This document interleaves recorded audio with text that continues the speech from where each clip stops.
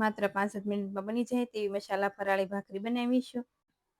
તો તેના માટે ફરાળી લોટ લઈશું. તો બાઉલમાં 1.5 કપ જેટલો ફરાળી લોટ, સાથે 1/2 સ્પૂન ધાણા જીરું પાવડર, 1 પિંચ જેટલો હળદર પાવડર, સાથે સ્વાદ પ્રમાણે નમક, 1/2 સ્પૂન જેટલું જીરું, 1 સ્પૂન તલ, સાથે ક્રશ કરેલા લીલા મરચા અને ફ્રેશ લીલા ધાણા એડ કરી સાથે 2 સ્પૂન જેવું તેલ એડ કરીશું અને લોટને એકદમ સારી રીતે મિક્સ કરી લઈએ.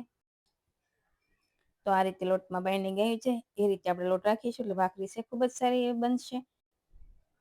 અને હવે તેમાં થોડું થોડું પાણી એડ કરતા જઈશું અને લોટને એકદમ કઠણ એવી કણક બાંધીશું. જેવી આપણે રેગ્યુલર ભાખરી બનાવતા હોય એ જ રીતે લોટની કણક બાંધી લેવાની.